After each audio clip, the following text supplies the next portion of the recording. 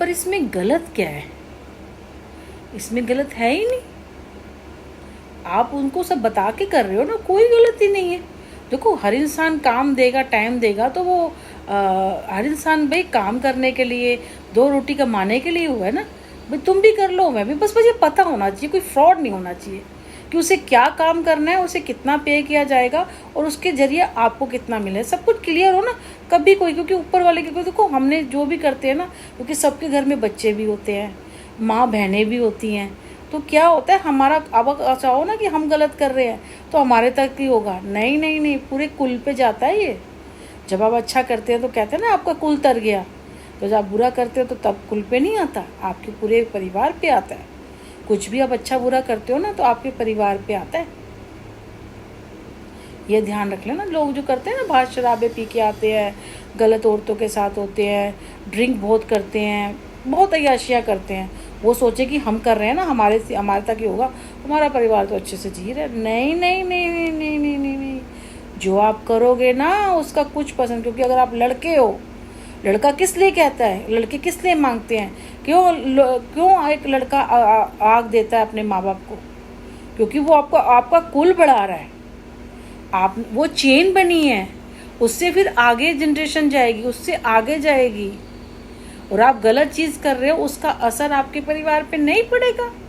आप कुछ गलत कर रहे हो, कुछ मर्डर कर रहे हो, किसी को धमकियां दे रहे हो, या कुछ भी कर रहे हो, मैं तो कहती हूँ आप शराब सिगरेट भी पी रहे हो और बहुत एक्सेस पे पी रहे हो, या आप तो वाइफों के पास जा रहे हो, कुछ भी कर रहे हो, आपने गलत रिलेशन रखे हुए हैं, तो आपके कुल पे नहीं पड़ेगा, आपके कुल पे पड़ेगा। उसका असर आपके कुल पे, आपकी बहन बेटी पे पड़ेगा, आपके घर में बच्चे हो उन पे पड़ेगा। जो भी माँ बाप करते हैं ना, अच्छा बुरा, उसका असर आपके बच्चों पे पड़ता है, ये ध्यान रख लेना। आप अच्छा करोगे, बुरा करोगे ना, उसका कुछ पर्सन आपके बच्चों में जाता है, उसके उनके साथ ऐड होता है आपका, क्योंकि आप जुड़े होते हो ना, आप जुड़े होते हो, आपका ब्लड है उसके अंदर, आप जुड़े हुए हो उसके साथ। क्यों, मैं देखो कितनी चीज़ें बता रही हूँ। अगर मैं पब्लिकली हो गई, मेरे को तरीका नहीं आता, कोई लोग बता दें मुझे कि भाई कैसे बनाना है कैसे नहीं, तो 2 घंटे की चीज़ देनी होती है, 1-2 घंटे देने होते हैं, उसके बाद मेरी अपनी लाइफ है, मैं वो काम करूँ, लोगों के पास जाए, लोगों को ज्ञान मिले, बस लोग मुझे देखेंगे, मुझे सुनेंगे।